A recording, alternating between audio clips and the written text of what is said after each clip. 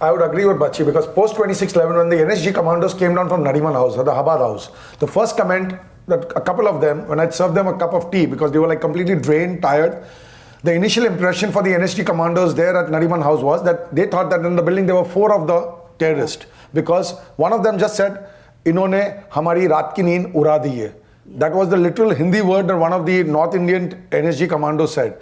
Thank you for the cup of tea because these people are so well trained that even our due course of training, we were not able to capture over them. Yeah, that's true. But you know, only one point since you mentioned that, the whole nation was crying when Sandeep Unnikrishnan, when the last rites were played out. And right. I remember that incident because all of us covering the incident, there was no word we could describe our own emotions at that time.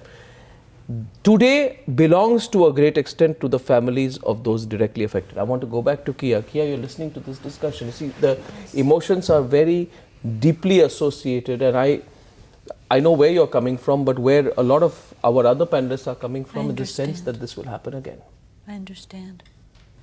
I think what you're doing here right now is very important, and more of it needs to go on so that you can get to the root of it, increase understanding, get honest, get open, tell it like it is, and then really see what can be done and join together in new ways to find some new approaches. What brings you back, Kia, to Mumbai again and again? You know, it is a city that has, not the city, but the incident in this city has snatched away your husband and your daughter. And yet, Kia, I am told by people who know you, interact with you, and have great regard for you, that it is also a city that you've grown to love. Yes. I find that, a little difficult to understand at face value. I'd like you to tell all our viewers today about your association with Mumbai, a city where you have lost so much, and why you keep coming back to the city and why you're doing what you're doing, because that's important also for us to understand today. Remember that they spent the last 2 weeks of their lives here, and I was not with them at that time. And so when I come back here, in some way I join with them again, even though they died here. It's very ironic, but this is where I came back to life. And that's the truth. And because I'm determined not to stay in a dark hole, crying the rest of my life and feeling angry and full of revenge, I want to use that moral outrage that's there for an act that I can't change what happened. But, in terms of moving on, what does that really mean? It really means, all to me it means is connection. Can we recognize that we're all interconnected in and can we use that interconnection in new ways to prevent things, to prevent acts of violence?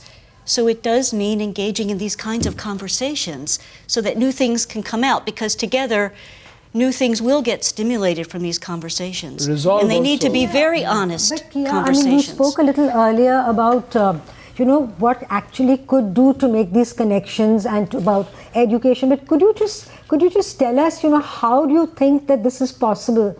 I mean, I really appreciate and admire your faith, but it's a bit. I think it's simpler than we think, because you have to come to how are we. If you come back to what Mahatma Gandhi said, all right, and everyone knows what that is, it's almost a cliche in itself, but yet, if we take that to heart, be the change you wish to see. First ask a question, what change would you like to see? Yep. That's a good question for a whole panel discussion, actually. So say we pick, the opposite of terrorism, that's an act of war, peace. Okay, well, what is that? That could be a philosophy, a concept, but what is it in practice? It means you're getting along, you're connecting. I know what you're saying, but in this particular case, most unfortunately, the problem is not in India. Yes. The problem is with a country called Pakistan that is the global export house of terrorism. Okay, so and therefore, we need to put Pakistan. Pakistan somewhere needs to feel that pressure, and this discussion on diplomacy. The reason I am very happy that a wider cross section of people discuss these issues is because for far too long in our country, diplomacy has been discussed in closed quarters in Delhi. And in close quarters in Delhi sometimes may not sense the outrage of the rest of this country. But I'm sorry, may I go back to Ashish? She hasn't come back. Just as someone who witnessed this. As someone who witnessed this, what would you say to the political class, Ashish, as a citizen of India here today, on the day Kasav's executed? I want to say something I witnessed that night, Yeah, which upset me deeply, and I don't think we've moved away from that. I was at St. George's, where they got the body from Leopold, as well as from VT station on Hathgadis. St. George Hospital. Yes, they came on hand carts out there. And there was blood and mayhem in the lobby till 4 in the morning, where news came that some minister from Delhi is going to visit. Suddenly, the whole hospital started cleaning up because the minister from Delhi was going to come to visit the hospital. Until then, the bodies were lying in a heap in a corner. They started sprucing them up, so to speak, and putting them on beds and covering them with a white cloth because someone from Delhi was not going to come. But you know something? So I think that's a mindset It's a much bigger statement. which we internally need to make that, so let's change ourselves as well, besides No, but putting these are exactly the kind of cosmetic what we want to convey to the general public, to fool and delude people that something is being done. Absolutely. And that needs to change. And I have a small suggestion to Kia, because what you said is so important about changing the way people look at tragedy and moving on. That maybe next year you should actually conduct what you do, because I've been associated with you in the past, take it to Pakistan. Yes, and that will be even more relevant if you can convert their thinking. With some people from here. We start where we are, first of all. We walk our talk. Yeah. And then we reach out and engage them and invite them. Probably get more results. The problem here lies is what she's trying to do is a good thing, but the terrorists who are basically there are most of them illiterate kind of a people. They are the ones who go to the madrasa where they've been taught the kind of a thing which is their training, their upbringing is being done in a way. We have to make our way to the education system. May I just go back to Maruf, who's been listening on to this conversation. Maruf, yes, I see you raise your hand there, my friend. There are two conversations. There are conversations clearly I'm seeing in the course of this chat, people who want to move on, and you are there in the heart of the national capital where pressure needs to be put. This conversation is happening in Mumbai, Maruf. I don't know the conversation that's happening in Delhi, Maruf. The people of Mumbai want to know what is the conversation that is happening in Delhi.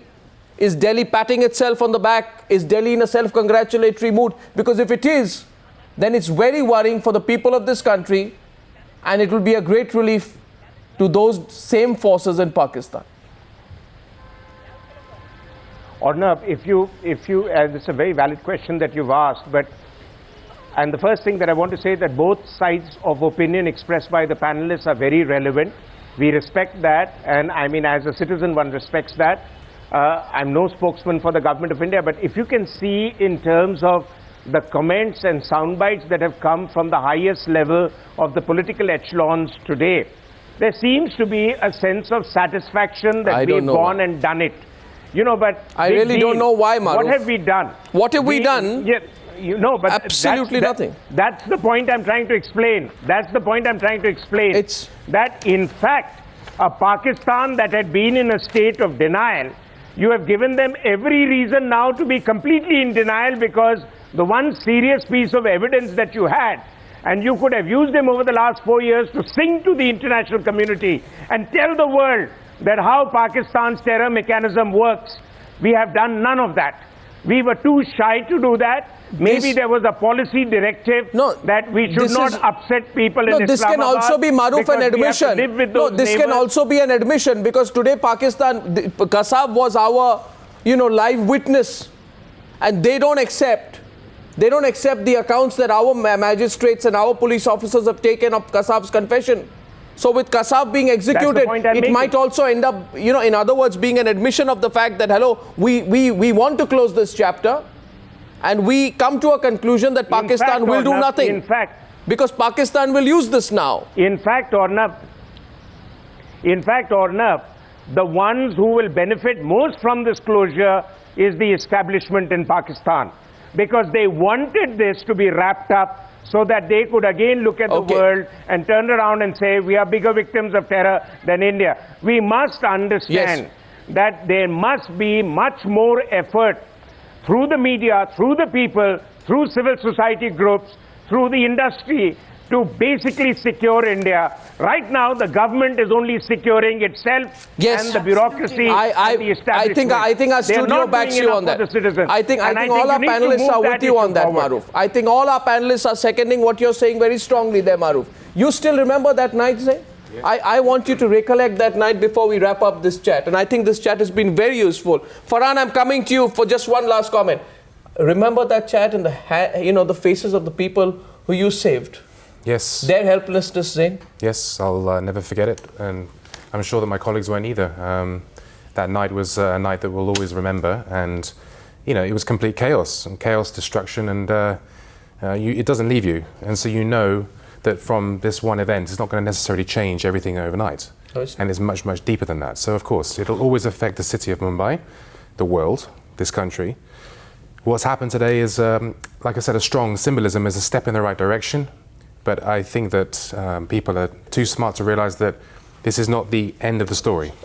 First, I want to shake your hand. I want to tell you you and you, Kia, are the real Mumbaikars. And you are the real spirit of Mumbai and the spirit of India. Absolutely. And I want to hold your hand there and tell you that all the people watching this program love you and what you're bringing. And through your loss, much more will come. And we are with you in this fight. I want to tell you that. That's to you. You represent the spirit of this country and of Mumbai. And we cannot thank you enough for doing what you've done that night. My worry is that of fear. And my question on fear goes to Farhan. Farhan, fear is at the root. There's an old Chinese proverb. Do you know what a terrorist does? He kills one and he instills fear in 10,000. Are you afraid ever, Farhan? Having seen, Farhan, what happened at Leopold Cafe. Farhan, if you can hear me, what a terrorist does is he kills one person and he frightens 10,000. Are you ever frightened of that happening again? Is there any fear you carry in your heart, Farhan?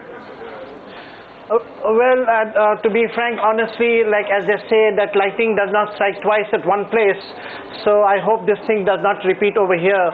And one thing good, like after this incident happened about 3 years back, we had a foreigner who actually faced the hand grenade blowing onto his face, and he was airlifted from India under serious condition to UK. When he came back last year, he came to Leopold and I went and greeted him and I was happy to see him. So he said that I've come back to Leopold to finish my beer, and he said that I'm very proud that Bombay has come back to its place and everything is moving smoothly and in a very, the spirit of Mumbai has come back. That is what I can say. Well, all I can say... I want to just add a comment. That same foreigner, Farhan, is in India right now as we speak. He's my guest, and as we speak, he's on the Wagah border. Out of all, he's gone to Amritsar, to the Golden Temple. They're at the Wagah border, and they're coming back on Friday. And on Sunday night, we'll come back for one more beer at your place. That's the spirit. Well, I thank you for this chat. This has been very useful.